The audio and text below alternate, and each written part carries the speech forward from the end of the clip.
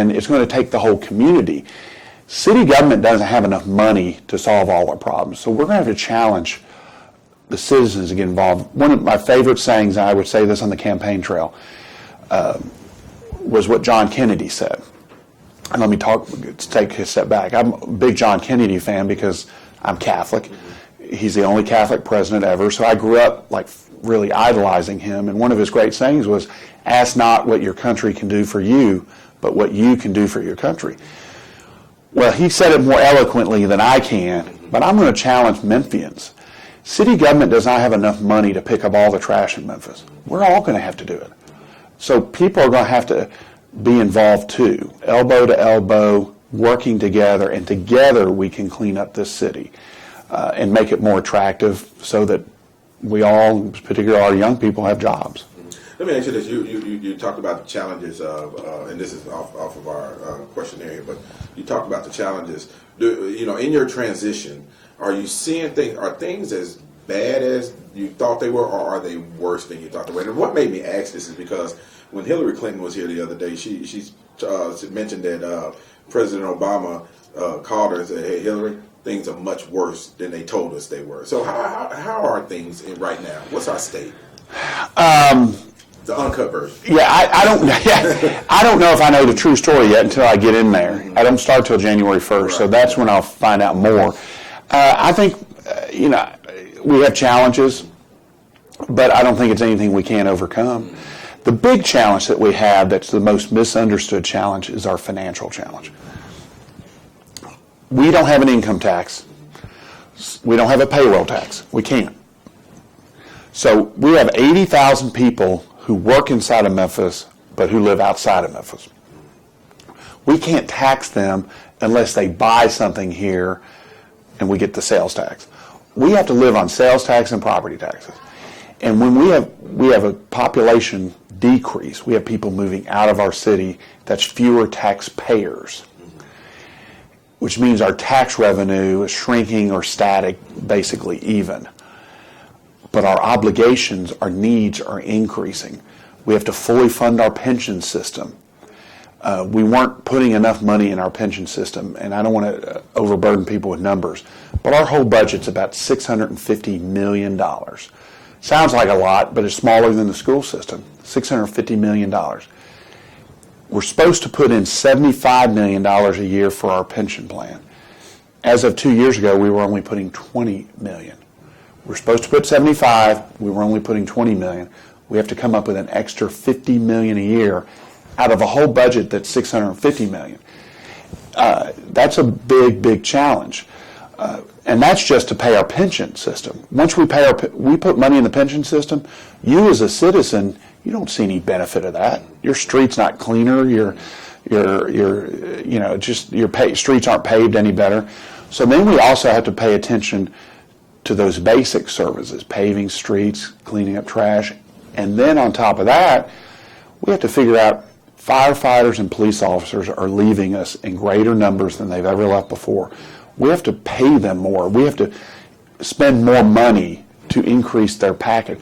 So as you can see, I'm coming with all these places where we need to spend more money in a flat budget. So that's the big problem that Memphis city government has, and that's, I think, really misunderstood. But one of the things I'm going to try to do is be more open and transparent about that and get out in the community and talk to people about that. I think this is honestly the best explanation of that I've heard from anyone. Seriously, and since we've been talking, and I understood it. But the layman has to understand it. And they don't. And they don't, because no one is laying it out like you just laid it out. Right. So I applaud you for that. So what's the solution? I mean, how do we generate income for the city of Memphis? The only way I know of, well, there's two ways. One, you raise taxes, or two, you get more taxpayers. And I side with the second thing. We got to get more people in the city paying taxes. Because in my mind, if we significantly raise our tax rate, it's going to push more people out. I mean, you represent Raleigh-Frazier. A lot of people from Raleigh move to Bartlett or move to Tipton County. That's right. That's the migration pattern. And I just think if we raise taxes, keep raising. Remember, our property tax rate is 70% higher than most other places in Tennessee.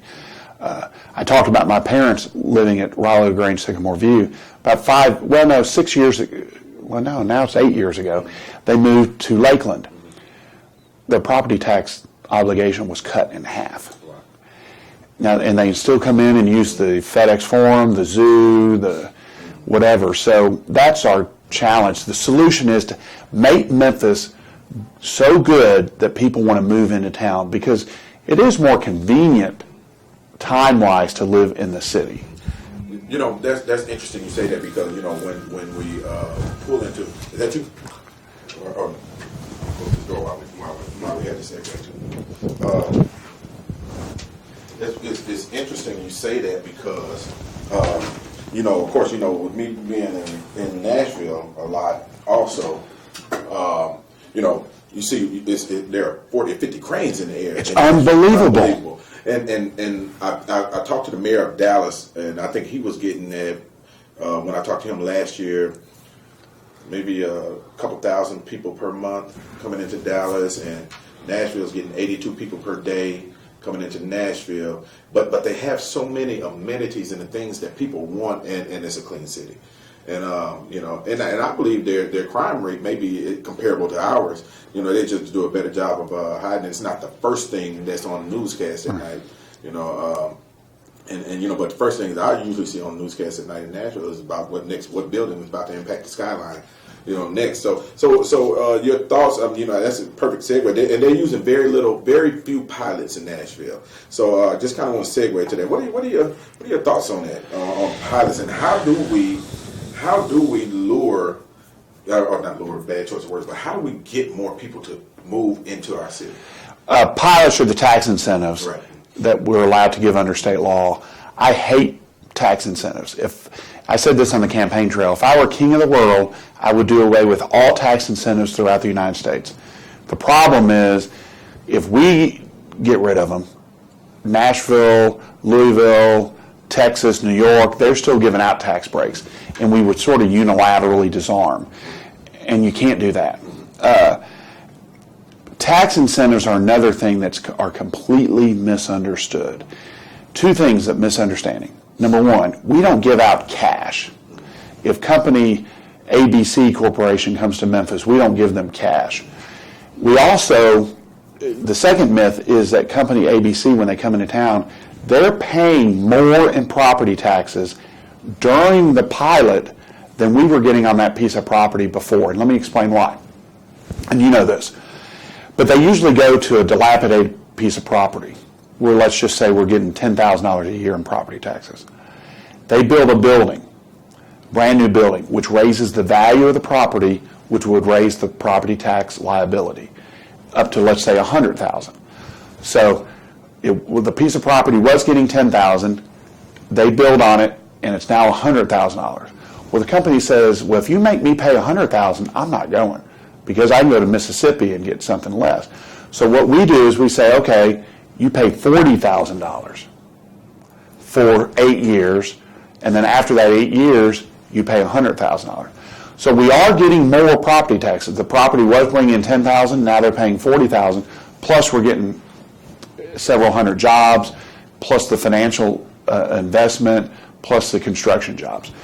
So we are better off financially, even with a tax break, than we were before the tax break. I think if people understood that, they'd be more willing to do it. I think in a lot of cases, it's not so much about the use of the pilot as much as it is about the oversight of the pilot, or the lack of oversight of the pilot, to make sure that Memphians are getting these jobs, and that these jobs are not going to exacerbate our problem of people coming in, working, and then leaving with the money and building South Haven and these other cities. So we have to do two things. We have to audit them. We have to make sure they're producing the number of jobs, the investment that they said, and then we have to hold them accountable and say, hey, you said you were going to bring 300 jobs, you only brought 200 jobs, so your pilot has to be reduced. In addition to that, we have to tell people we've done that. We have to tell the public, because the public has almost zero faith in pilots. And we have to communicate, be transparent, and let people know we're holding their feet to fire, and let me show you how we're doing it. Now, is that something that's going to be done in policy with the Edge Board, or is that something that has to be done in state statute? Well, no, we can do it here. We'll locally do it, and we'll do that. Okay. Some see you, and this may be a myth that you can undo if not. Well, some see you as ultra conservative and are afraid that you will cut services like community centers, library hours, etc. What do you say to that? What's so funny, I also heard on the campaign trail I was an ultra liberal. So you can never satisfy everyone. No, in fact, I've been one of the leading efforts on the council not to cut community centers and libraries. I remember specific debates that we had to put more funding into it. I am tight with money. I'm cheap. I'm just flat out cheap with money. I drive old used cars. I don't spend a lot of money. And with your tax dollars, I'm really cheap. But let me tell you about the community centers. City government does not have enough money to do with community centers what we need to do. I don't know, you've been in community centers. There's not enough programming, there's not enough staffing, and we have to give kids something to do when they're not in school. Young people don't have enough to do when they're not in school. Memphis leads the country with young people between 18 and 24 who are not in school and who don't have a job. We got to catch these kids earlier and help them along the path of life. My plan is to do what Memphis Athletic Ministries does, Streets Ministries, Big Brothers, Big Sisters, Boys and Girls Club do. They have enough funding, they help these young people, they go on to college, they do better in life when they've gone through their programs. I want public-private partnership.